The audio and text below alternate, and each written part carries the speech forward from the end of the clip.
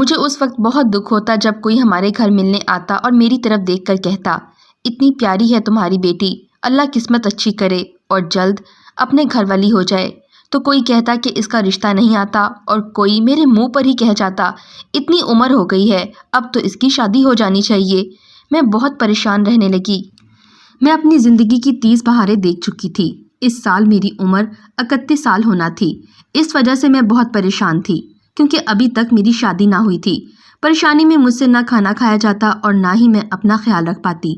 میری حالت دن بدن بگڑتی جا رہی تھی۔ میرے ساتھ والی سبھی لڑکیوں کی شادیاں طے پا چکی تھیں، اور جن کی شادیاں نہ ہوئی تھیں وہ مجھ سے عمر میں کم تھیں اور ان کی منگنیاں طے پا چکی تھیں۔ میں ابھی تک اپنے گھر میں کنواری بیٹھی تھی۔ اماں ابا کو میرے بارے میں فکر تو تھی، مگر ابا اس بارے میں بہت لاپرواہ واقع ہوئے تھے۔ ایک دن ابا کے گھر سے جانے کے بعد خالہ ہمارے گھر آئیں۔ انہوں نے اماں سے کوئی بات کہی، پر اماں نے مجھے کچن میں کھانا بنانے بھیج دیا۔ میں سمجھ گئی تھی کہ کوئی بات تو ہے جس کا راز مجھ سے رکھا جا رہا ہے۔ میں کچن میں چائے بناتے ہوئے اماں اور خالہ کی باتیں سن رہی تھی۔ تب خالہ نے اماں کو بتایا کہ وہ ایک امیر و کبیر گھرانے کے لڑکے کا رشتہ لے کر آئی ہیں۔ امی یہ بات سنتے ہی خوش ہو گئیں، لیکن جیسے ہی خالہ نے یہ بتایا کہ وہ لڑکا ہمارے ہی خاندان کا ہے تو امی کا چہرہ بجھ کر رہ گیا۔ کیا ہوا؟ کیا تو خوش نہیں ہوئی؟ خوش تو ہوں، مگر اس کے ابا سے پوچھنا پڑے گا۔ یہ کیا بات ہوئی؟ کیا وہ خاندان میں رشتہ نہیں کرنا چاہتے؟ خالہ نے حیرت بھرے لہجے میں پوچھا تھا۔ میں نہیں جانتی، لیکن انہوں نے رٹ لگا رکھی ہے، اپنی بیٹی کی شادی خاندان میں نہیں کریں گے، ورنہ ان کے لیے بدنامی کا باعث بنے گی۔ میں کچھ سمجھی نہیں۔ خالہ نے رازداری سے اماں کے نزدیک ہوتے ہوئے کہا، دیکھو، ہو سکتا ہے کہ بھائی جان اس کا رشتہ کسی اور سے کرنا چاہتے ہوں اور تمہارے ڈر سے بتا بھی نہ رہے ہوں۔ تم ان سے پوچھ کر دیکھو، ورنہ بچی کی عمر نکلتی جا رہی ہے، بعد میں کچھ ہاتھ نہ آئے گا۔ بہتر ہے کہ ابھی اس رشتے کے لیے ہاں کر دو۔ خالہ یہ کہہ کر چلی گئیں۔ اس کے بعد اماں نے مجھے ساری تفصیل بتائی اور بولی، تیرا باپ اس رشتے کے لیے نہیں مانے گا۔ لڑکا تو امیر ہے، اس کی لاکھوں کروڑوں کی جائیدادیں ہیں، مجھے نہیں لگتا تمہیں دوبارہ ایسا رشتہ ملے گا۔ اماں تو یہ کہہ کر خاموش ہو گئیں، مگر میرے دل میں کھلبلی سی مچ گئی، کیونکہ میں کسی بھی امیر شخص سے شادی کر کے اب اپنا گھر بسانا چاہتی تھی، جبکہ اماں نے صاف کہہ دیا کہ ابا انکار کر دے گا۔ پھر وہی ہوا۔ شام کے 8 بجے جب ابا گھر آیا، کھانے کے بعد اماں نے ان کے سامنے بیٹھ کر اس رشتے کی روداد بیان کی اور ساتھ یہ بھی کہا کہ میں اس رشتے کے لیے ہاں کہنا چاہتی ہوں۔ اماں کی بات سنتے ہی ابا جیسے بھڑک اٹھے، وہاں سے اٹھ کر کھڑے ہو گئے اور اونچی آواز میں اماں کو ڈانٹنے لگے، تو جانتی نہیں تیری بیٹی میں نقص ہے، اسے خاندان میں نہیں بیاہ سکتے، تجھے میری بات کیوں سمجھ نہیں آتی؟ اماں ابا کی بات سن کر سہم گئی تھیں۔ امی نہیں چاہتی تھیں کہ میں یہ بات سنوں، مگر اب یہ بات میرے کانوں میں پڑ چکی تھی۔ میں فوراً بھاگ کر باہر آ گئی۔ یہ کیا کہہ رہے ہو ابا؟ اچھی بھلی تو ہوں، مجھ میں کوئی نقص نہیں ہے، خوبصورت ہوں، پڑھی لکھی ہوں، آپ یہ کیوں کہہ کر میری بے عزتی کرا رہے ہو؟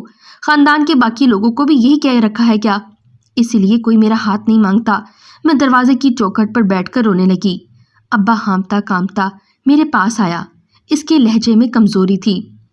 نہ میری بیٹی، ایسی کوئی بات نہیں، باپ اولاد کا کبھی بھی برا نہیں چاہتا، میں تیری بھلائی چاہتا ہوں، میں تجھے بتا نہیں سکتا، بس تجھ میں نقص ہے اور میں تجھے خاندان میں نہیں بیانے دوں گا۔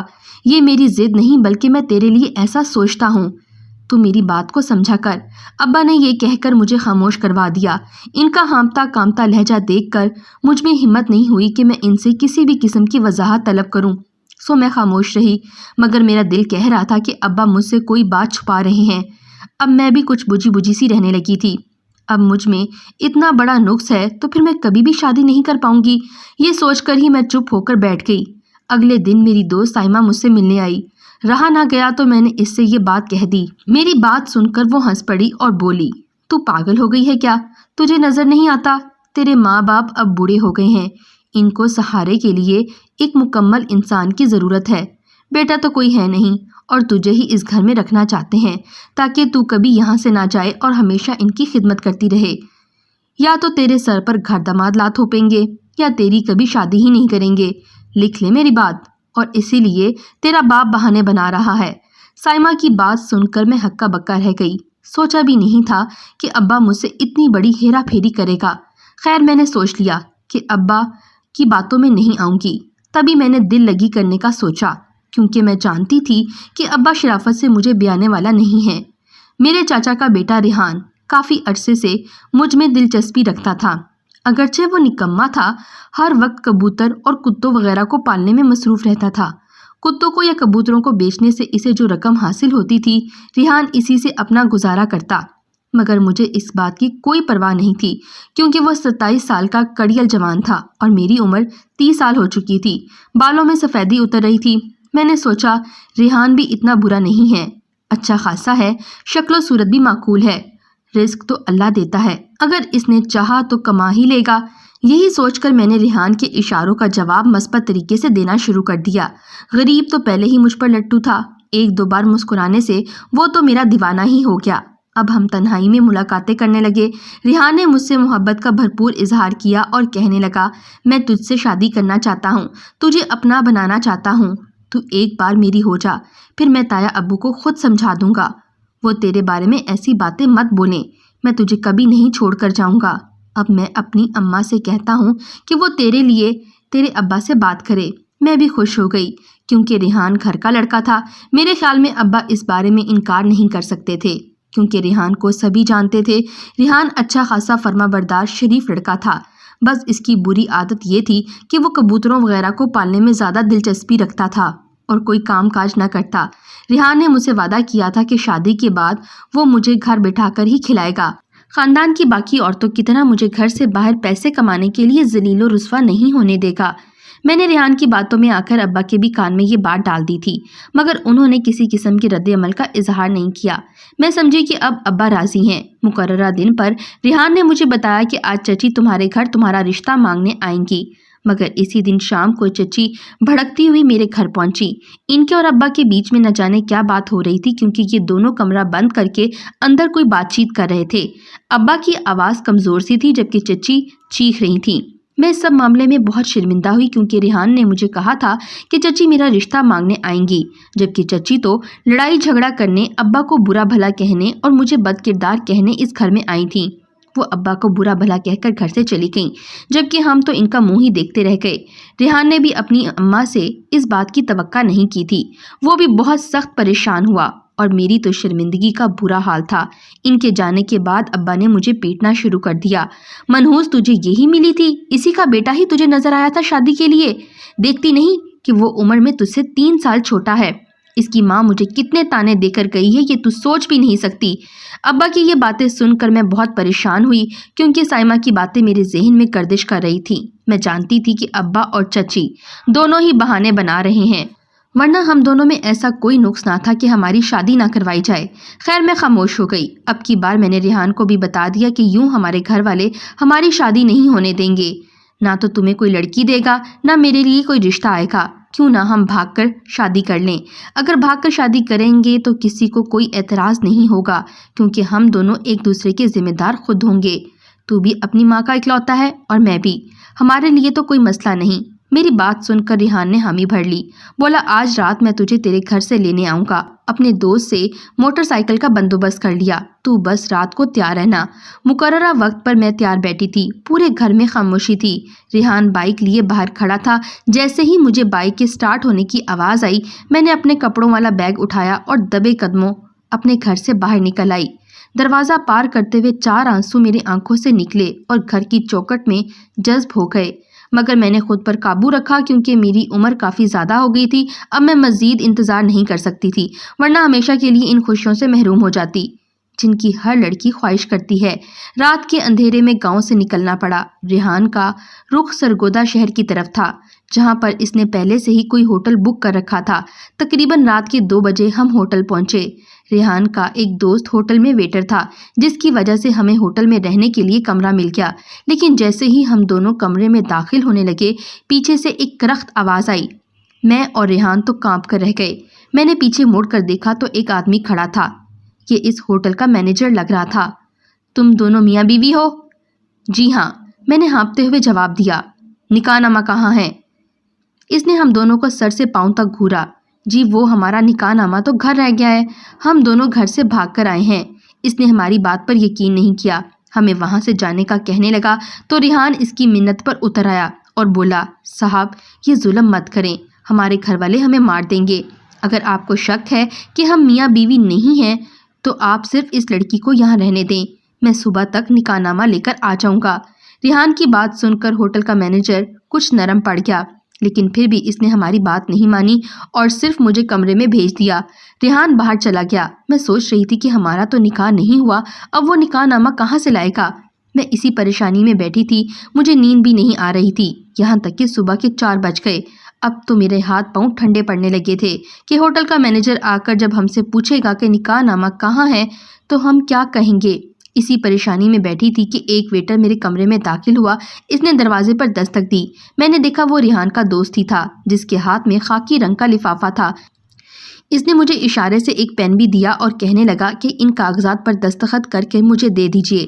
میں کاغذات دیکھ کر کمرے میں بیٹھی اور دستخط کر کے اسی ویٹر کو واپس کر دیے۔ یہ ہمارا نکاح نامہ تھا جس پر ریحان نے اپنے بھی دستخط کر رکھے تھے اور اب میرے ہونا باقی رہ گئے تھے۔ خدا جانے یہ کس قسم کا نکاح تھا جس میں نہ تو کوئی گواہ نظر آ رہا تھا، بہرحال مجبوری تھی اور کیا کر سکتے تھے۔ ریحان کا دوست دستخط لے کر چلا گیا اور میں اس کا انتظار کرنے لگی۔ صبح کے تقریباً 6 بجے جب سب لوگ ہوٹل میں آنا شروع ہوئے تو وہ مینیجر ہمارے کمرے کی طرف آیا۔ اس کے ساتھ ریحان بھی تھا اور ریحان کے ہاتھ میں ایک لفافہ تھا جس میں اس نے نکاح نامہ سنبھال کر رکھا تھا۔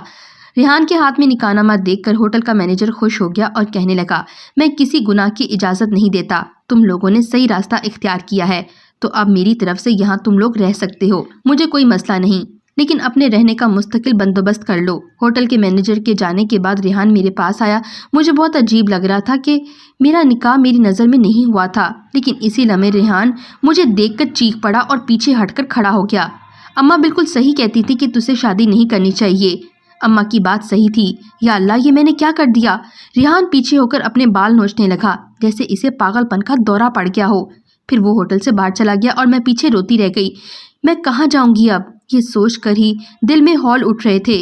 میں نے شام تک ریحان کا انتظار کیا مگر وہ نہیں آیا۔ اب تو میری پریشانی بڑھنے لگی۔ ہوٹل کے مینیجر کو جب اس بات کا پتہ چلا، اس نے مجھ سے آ کر پوچھا کہ تمہارا شوہر کہاں گیا؟ میں نے اسے ساری حقیقت بتا دی۔ تب وہ غصے میں آ گیا اور کہنے لگا، تم لوگوں نے مجھ سے جھوٹ بولا، تم عورت ذات نہ ہوتی تو میں تمہیں سزا دیتا کہ تم بھی اس جھوٹ میں برابر کی شریک رہی ہو، مگر اب میں تمہاری مدد کروں گا، تمہیں تمہارے گھر پہنچاؤں گا، ہو سکتا ہے کہ تمہارے گھر والے تمہیں قبول کر لیں، تم نے جو کیا وہ اچھا نہیں تھا۔ ہوٹل کا مینیجر شریف انسان تھا، اس نے ایک بار پھر میری مدد کی، میرے ابا سے رابطہ کیا اور انہیں بتایا کہ آپ کی بیٹی فلاں ہوٹل میں ٹھہری ہے، آ کر اسے لے جائیے۔ ابا نے پہلے تو مجھے خوب برا بھلا کہا، لیکن وہ باپ تھے، مجھ سے محبت کرتے تھے، انہوں نے آ کر مجھے لے جانے کا فیصلہ کیا اور ہوٹل کے مینیجر کو آگاہ کیا کہ مجھے فلاں جگہ پر پہنچا دیا جائے۔ اس نیک بندے نے مجھے لاری اڈے تک پہنچا دیا جہاں ابا مجھے لینے آئے تھے۔ میں نے دیکھا ابا کے ساتھ ایک نوجوان اور خوبصورت لڑکا بھی کھڑا تھا۔ یہ کون تھا اور کہاں سے آیا تھا میں نہیں جانتی تھی، مگر ابا کے ساتھ اسے دیکھ کر مجھے عجیب سا لگ رہا تھا۔ گھر پہنچ کر ابا نے مجھے ایک بات بہت عجیب بتائی، میں تمہارا نکاح اس شخص سے کرنا چاہتا ہوں۔ یہ کون ہے ابا؟ میں نے ڈرتے ڈرتے پوچھا۔ یہ میرا شاگرد ہے، اسے تمام حقیقت کا پتہ ہے۔ تم کو لگتا ہوگا تمہارا باپ جھوٹ بولتا ہے، لیکن تم نے خود ہی دیکھ لیا ہوگا کہ ریحان تمہیں چھوڑ کر چلا گیا، ضرور اسے بھی تمہارے نقص کا پتہ چل گیا ہوگا۔ میں نے تم سے کہا تھا نا کہ تم ایسا کبھی مت کرنا، لیکن تم نے میری ایک بات نہیں سنی۔ یہ کہہ کر ابا گھر کی طرف روانہ ہو گئے۔ میں اس نوجوان کے ظرف پر حیران تھی جو میرے گھر سے بھاگ کر نکاح کرنے کے باوجود بھی مجھے اپنانے پر راضی تھا۔ لیکن ابا نے ایک عجیب بات کی۔ نکاح سے پہلے انہوں نے کہا کہ یہ لڑکا ایک رات ہمارے گھر رہے گا تاکہ ہم اچھی طرح تسلی کر لیں کہ یہ تمہیں قبول کرے گا یا نہیں۔ شام کے اندھیرے پھیل گئے تھے۔ میں اپنے کمرے میں بیٹھی اپنے مستقبل کے بارے میں سوچ رہی تھی۔ ابا نے مجھے کمرے سے باہر بلایا۔ میں ڈرتے ڈرتے ان کے ساتھ گئی۔ دیکھا تو دوسرے کمرے میں وہی نوجوان بیٹھا تھا۔ کمرے میں ہلکی روشنی تھی۔ ابا نے مجھے اس کے سامنے لا کر کھڑا کیا۔ اس نے ایک نظر دیکھ کر اپنا سر جھکا لیا اور اس بات میں سر ہلا دیا۔ ابا کے جانے کے بعد اس لڑکے اور ابا کے بیچ میں نہ جانے کیا کیا باتیں ہوئیں۔ بہرحال اگلے 2 دن بعد ہمارے گھر میں شادی کی تیاریاں تھیں۔ گاؤں والے حیران تھے کہ اکرم اپنی بیٹی کو ایک اجنبی کے ہاں بیاہ رہا ہے، مگر ابا نے کسی کی باتوں کو کوئی جواب نہیں دیا۔ بالآخر میری شادی اسی نوجوان حارث سے ہو گئی اور میں بیاہ کر اس کے گھر آ گئی۔ میری شادی والے دن میں نے ابا سے پوچھا، ابا آخر مجھ میں کیا نقص ہے؟ مجھے بتا تو دیتے۔ اب جس سے مجھے بیاہ دیا ہے اگر وہ بھی یہ نقص جان لے تو کیا پھر سے مجھے طلاق ہو جائے گی؟ نہیں میری بیٹی، یہ نوجوان مختلف ہے، گاؤں والوں سے اس کے خیالات اور نظریات الگ ہیں۔